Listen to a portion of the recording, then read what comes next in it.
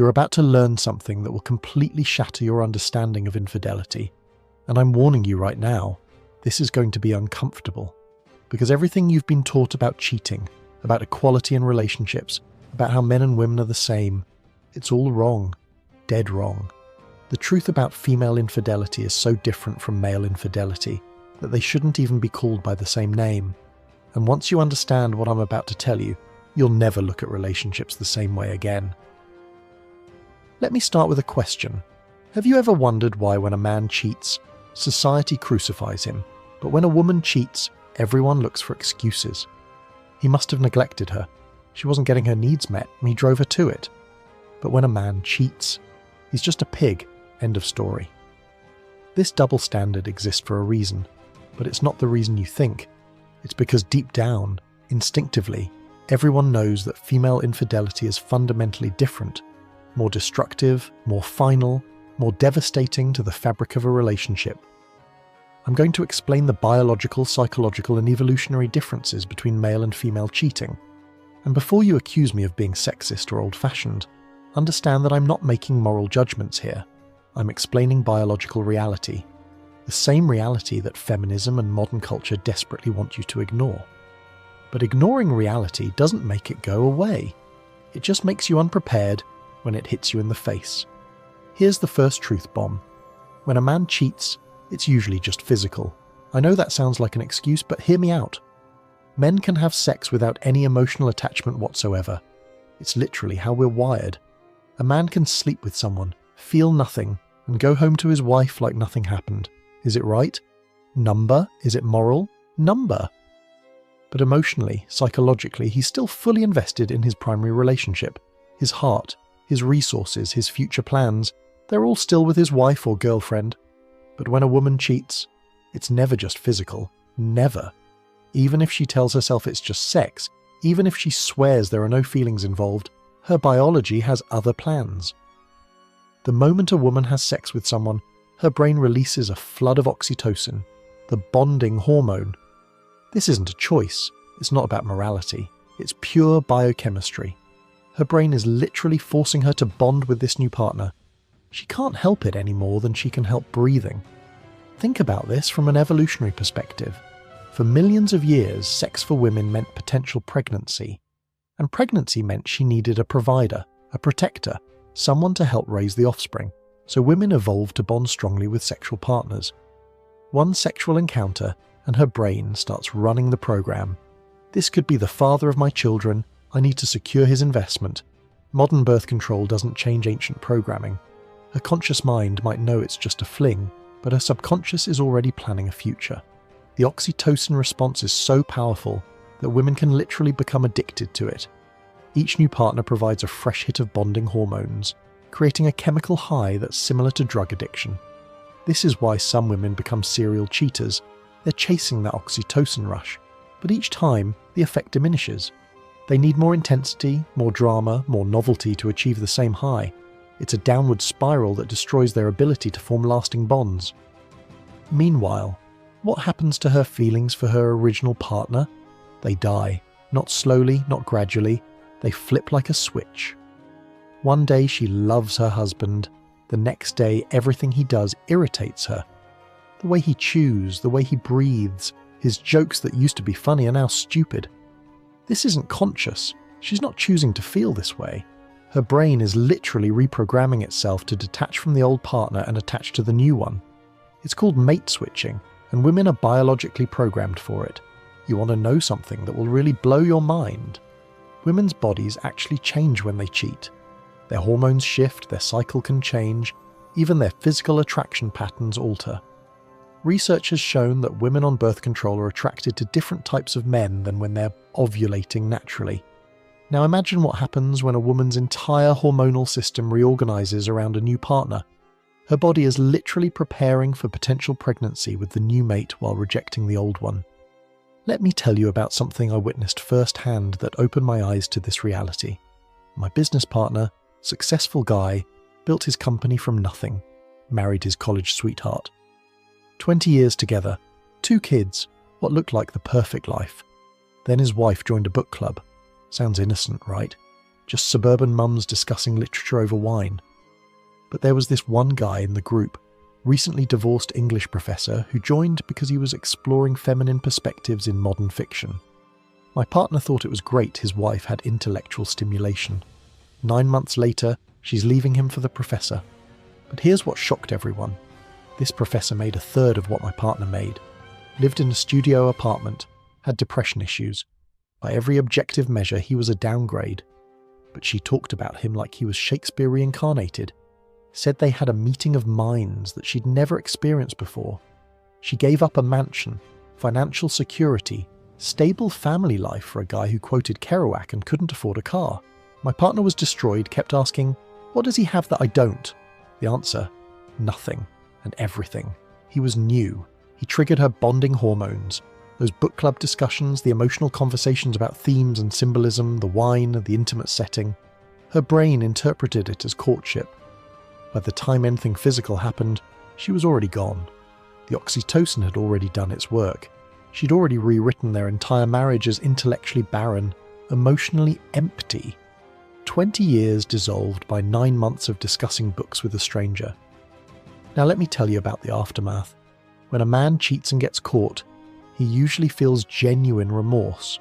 Not just sorry he got caught, but actual guilt about hurting his partner. He'll typically try to make amends, cut contact with the other woman, and recommit to his relationship. Why? Because the cheating didn't change his emotional attachment to his primary partner. He still loves his wife, he just made a stupid decision. The sex meant nothing emotionally, so ending it means nothing emotionally. But when a woman cheats and gets caught, she might cry, she might apologize, but inside she's already gone. She's pair bonded with the new guy. Her husband disgusts her now. She'll stay for the kids, for financial security, for social appearance, but emotionally. She checked out the moment she slept with someone else. This is why women initiate 70% of divorces. Once they've emotionally moved on, there's no going back. The bond is broken forever. This creates a cruel paradox. The man who cheats often wants to save the relationship. The woman who's been cheated on often wants to save it too.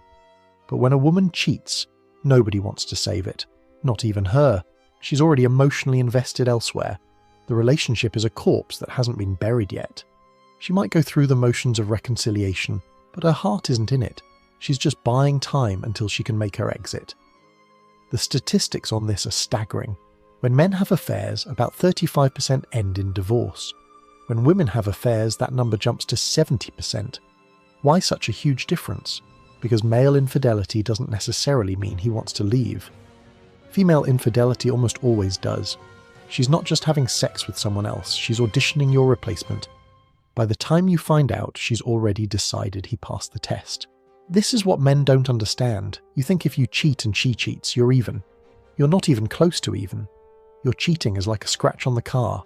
Her cheating is like totaling it. Your cheating is a wound that can heal. Her cheating is an amputation. There's no coming back from it. Once a woman has given herself to another man, physically and emotionally, she can never fully come back to you. The bond is broken. Forever. And women know this, even if they won't admit it. Why do you think they react so violently to male cheating? It's not really about the sex.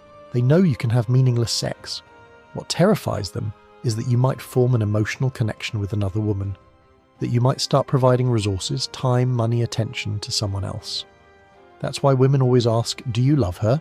after discovering an affair. They can handle you having sex with someone else. They can't handle you loving someone else, but here's the twisted part. Women will use your cheating as justification for their own. You did it first, but they know it's not the same. They know their cheating is nuclear compared to yours, but they'll use society's ignorance about these differences to their advantage. They'll play the victim while destroying everything, and everyone will take their side because he cheated first. The double standard is built into our legal system. A man who cheats might lose half his assets in divorce. A woman who cheats will also get half his assets. The behavior is the same, but the consequences are completely different. She can destroy the family through infidelity and still be rewarded financially. He can make a mistake and be punished for life through alimony and child support. The system doesn't recognize the biological differences in cheating, so it treats them the same legally while punishing men more harshly economically. Let me share something even more disturbing. Women often plan their cheating. They don't just fall into it like men do. They prepare. They start distancing emotionally months before anything physical happens.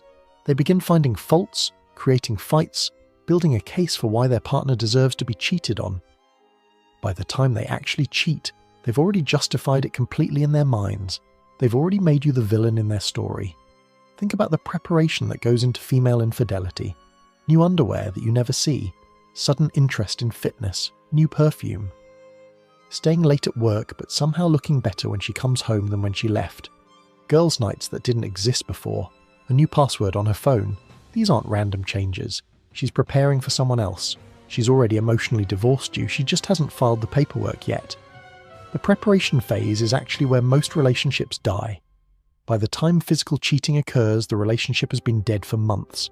She's been slowly withdrawing her emotional investment, moving her attachment from you to someone else, or even just to the idea of someone else. She's been building walls while you thought everything was fine. This is why men are so often blindsided by female infidelity. The signs were there, but they were subtle, psychological, easy to misinterpret as temporary moods or stress. Men cheat impulsively. They see an opportunity and take it, then immediately regret it. Women cheat deliberately. They create opportunities. They put themselves in situations where it can happen. That girls' night out, that new gym membership, that sudden interest in looking better, those aren't random. She's preparing. She's already decided. She's just waiting for the right moment, the right guy, the right excuse. And once it happens, once she crosses that line, her brain does something remarkable. It rewrites history. Suddenly your entire relationship was terrible. You were always neglectful. You were never good enough. That vacation you took last year? She was miserable the whole time. That romantic dinner last month? She was just going through the motions. Her brain literally changes her memories to justify her actions. This is called cognitive dissonance reduction, and women are masters at it. The history rewriting is so complete that she'll genuinely believe her new version of events. She's not consciously lying when she says she was never happy. In her current emotional state, looking back through the lens of her new attachment, she really believes it. This is why arguing about facts with a woman who's cheated is pointless. You're not debating the same reality. Her brain has created an alternate timeline where her cheating was inevitable, even noble.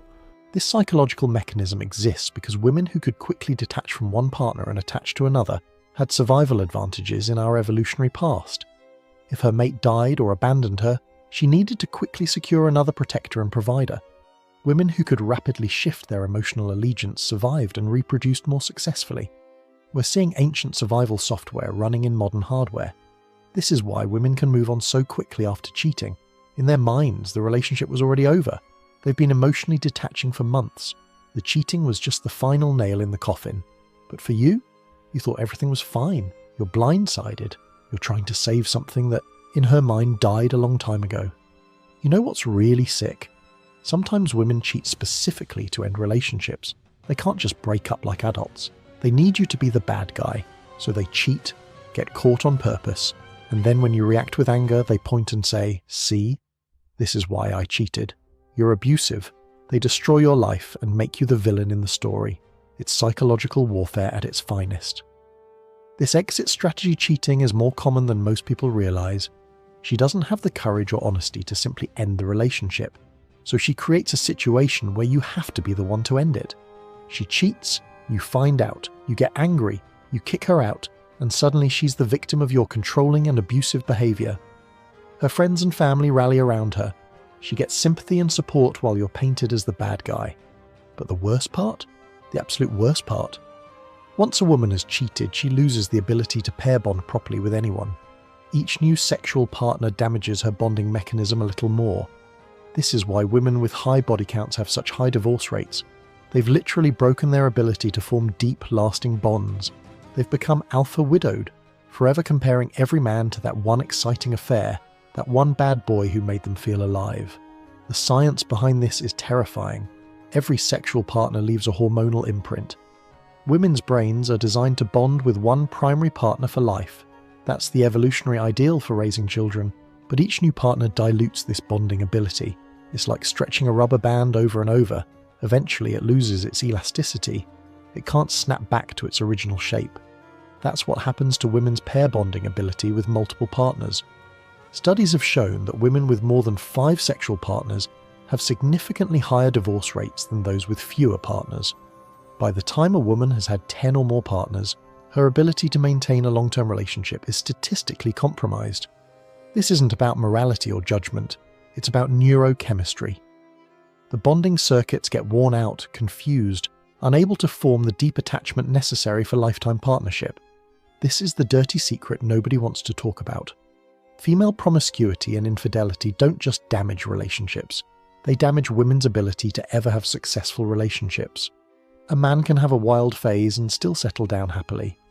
A woman who's had multiple partners, especially affairs, is statistically unlikely to ever be satisfied in a monogamous relationship again.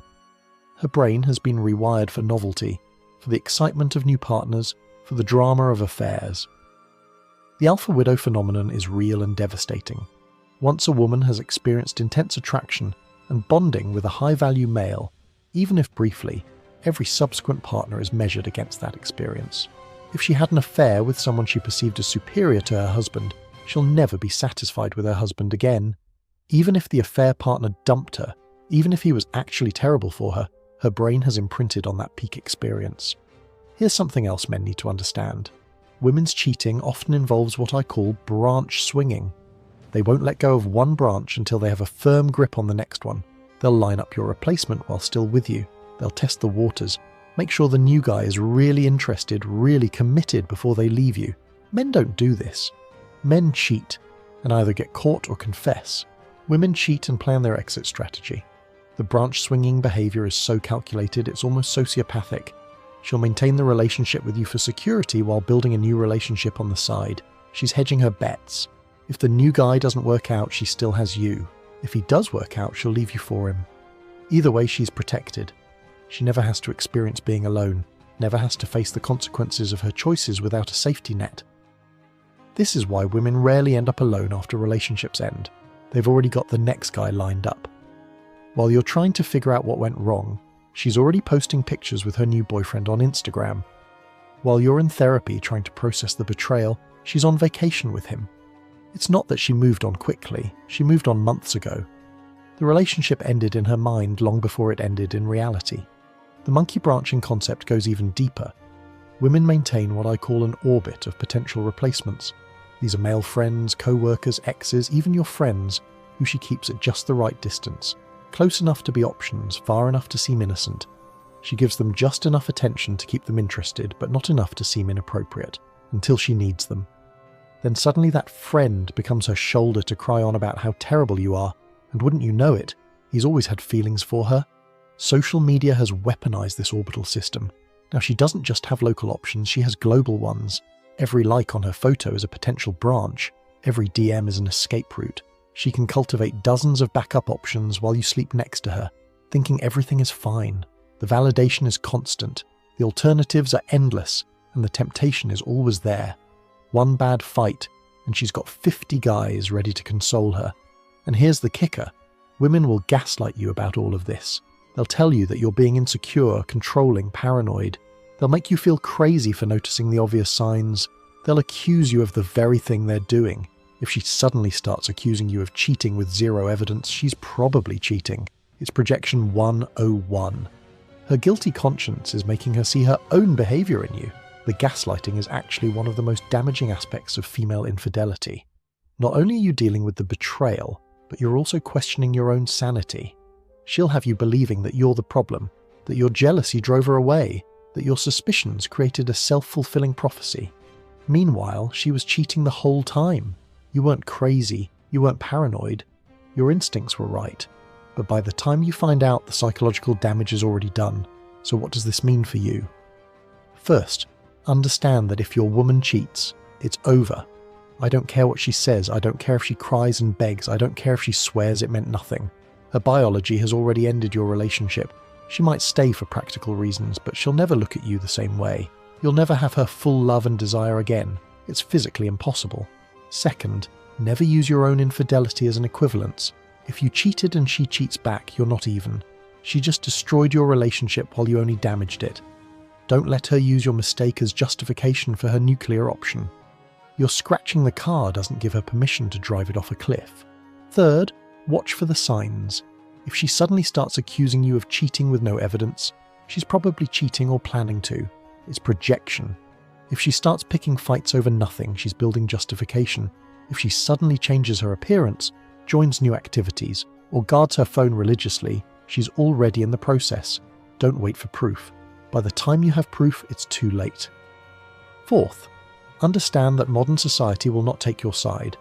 Everyone will assume her cheating was justified, that you must have done something to deserve it.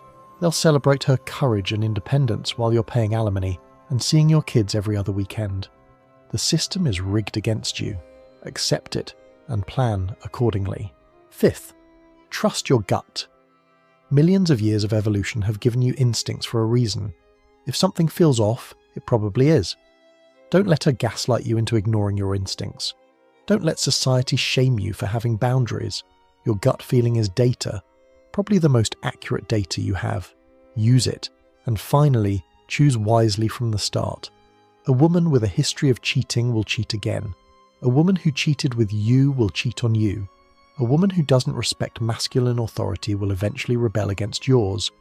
Look for women who understand and accept these biological realities, not ones who pretend they don't exist. Look, I know this is harsh. I know it sounds unfair. But biology doesn't care about fairness. Evolution doesn't care about equality. These are the forces that shape human behavior, whether we like it or not. You can pretend men and women are the same, that cheating is cheating regardless of gender, but reality will eventually teach you otherwise, usually through pain. The truth is, we evolved in small tribes where paternity certainty was crucial for men and resource provision was crucial for women. A man spreading his seed widely could have more offspring. A woman securing the best provider could ensure her offspring's survival. These different strategies led to different psychological adaptations. Men can compartmentalize sex, women cannot. It's that simple and that complicated. This doesn't mean women are bad or evil. They're following their biological programming just like men are. The problem is we live in a society that pretends this programming doesn't exist. We tell men and women they're identical, then wonder why relationships are failing at record rates. We ignore biological reality, then act surprised when it asserts itself. The solution isn't to hate women or avoid relationships. It's to understand the reality you're dealing with. Set clear boundaries. Make it clear that cheating means the immediate end of the relationship, no second chances, no discussions, and mean it. The only power you have in a relationship is your ability to walk away. If you can't or won't use that power, you have no power at all. Remember this. Male cheating is a mistake. Female cheating is a replacement. Male cheating is about opportunity. Female cheating is about upgrade. Male cheating can be forgiven. Female cheating cannot be undone. These aren't opinions, they're biological facts. Ignore them at your own peril. The game is what it is. You can either learn the rules and play accordingly, or you can pretend the rules don't exist and get destroyed. The choice is yours. Thank you all very much for watching.